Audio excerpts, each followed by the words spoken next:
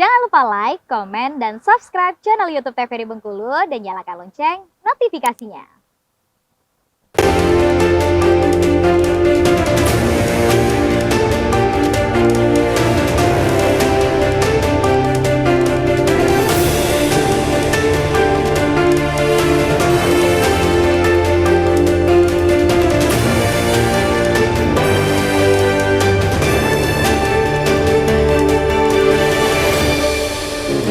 Ya pemirsa, Anda kembali menyaksikan Brendo TVRI Bengkulu edisi hari ini dengan tema Cegah Politik Uang. Bersama saya Pusu Siregar dan kedua narasumber kita ada Bang Fernandes Maurisia selaku pengamat pemilu dan juga Yunda Leka Yunitasari dari Bawaslu Kota Bengkulu.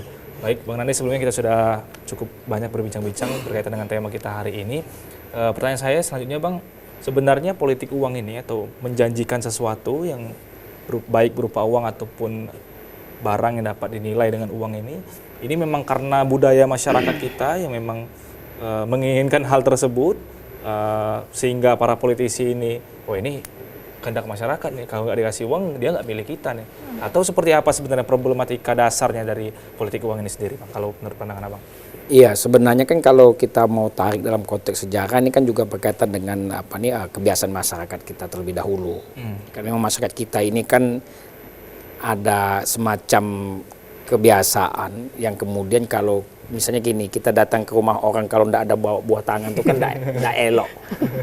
Bukan tidak bagus, tidak elok. Bercaro ya Bang? Ya, kalau kita ngomong tidak bercaro. Nah, pola ini kan kemudian lambat laun, kemudian terpolarisasi, apalagi kemudian sejak proses Orde Baru. Bagaimana kemudian Orde Baru mengkooptasi pola-pola ini kemudian dengan memberikan iming-iming terus kepada pemilih. Nah, ini yang kemudian terus sampai pada saat ini. Nah, dalam konteks hari ini akhirnya memang semua saling berkaitan. Peserta pemilu atau caleg kemudian merasa kalau tidak memberikan sesuatu tidak akan dipilih. Masyarakat juga menanamkan dalam diri, kalau kami tidak dapat hari ini kami tidak akan kasih suara. Nah, ini kan jadi persoalan. Sebenarnya yang jadi masalah juga adalah caleg kita, atau sebenarnya bukan caleg kalau sekarang pejabat negara lah, pejabat publiknya yang sudah duduk. Oke lah, mungkin di awal mereka melalui proses itu, tapi bagaimana ketika duduk dia coba membangun apa yang kemudian sudah dia janjikan, yang apa yang sudah siapkan untuk wilayah pemilih, pemilih di wilayah dapil dia. Nah, faktanya itu kan tidak terjadi. Dia lalu membiarkan saja dan kemudian nanti 5 tahun lagi baru memulai lagi proses awal seperti dia pertama kali, dan ini terus menjadi kebiasaan yang terus berlanjut. Nah, ini yang memang menjadi cukup sulit.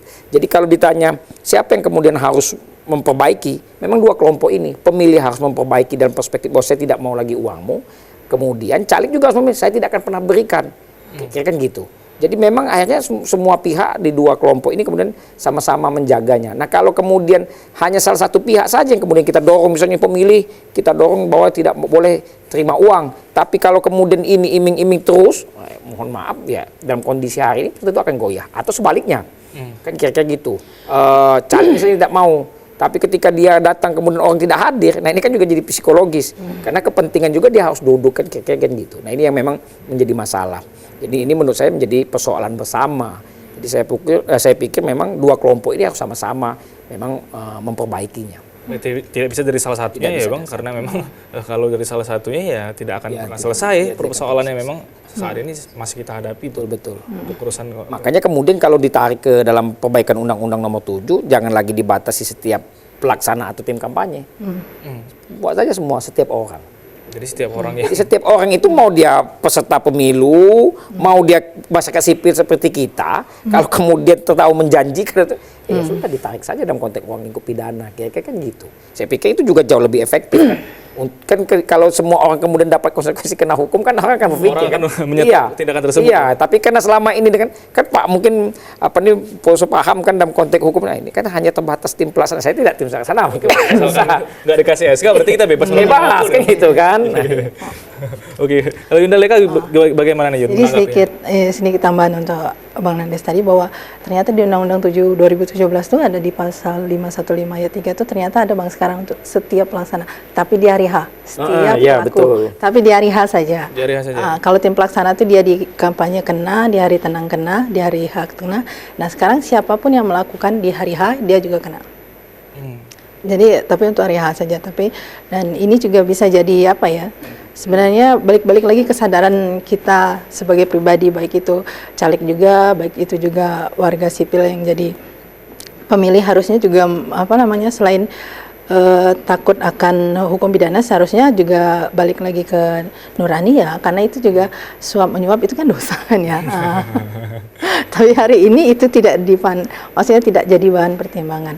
Dan itu tadi, dan juga bagi calegnya saya pikir ketika kita akan mencalon, jangan hari itu mau mencalon hari itu berbuat, harusnya jauh hari sebelum itu sudah ada berbuat. Jadi masyarakat pun terkenang gitu, oh bapak ini kemarin yang bangun jembatan ini, jadi kan tidak harus. Kalau sekarang ini banyak tiba-tiba dermawan ya. Ini siapa?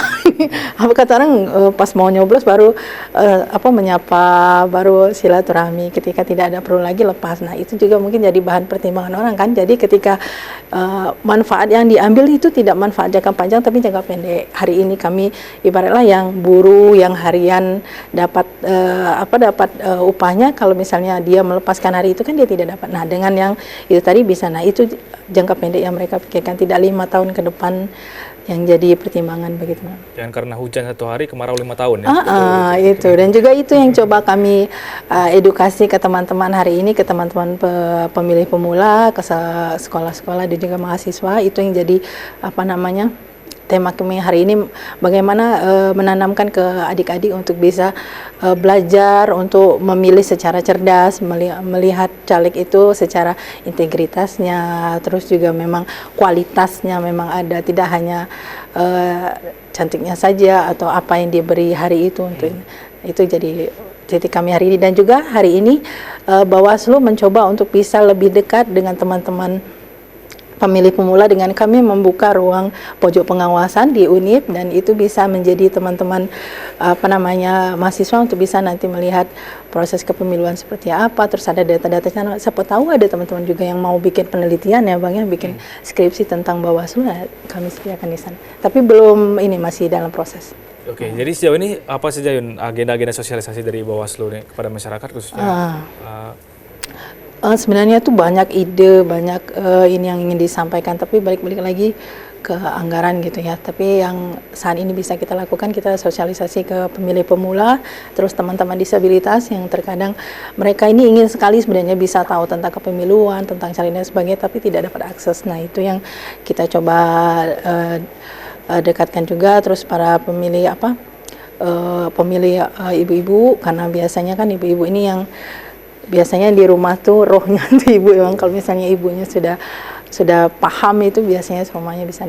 Itu yang coba kita hari ini sosialisasikan tentang kegiatan-kegiatan pengawasan. Dan kita juga mengajak semua warga sipil untuk bisa jadi pengawas, karena kita secara kuantitas kan sedikit ini, satu kelurahan yang kadang TPS-nya sampai 30-an itu cuma 1 orang pengawas.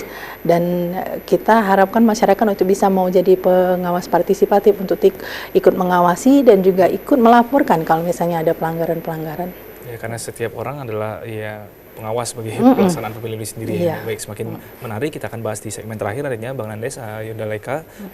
Pemirsa jangan kemana-mana, tetap di Brendo TVRI Bengkulu.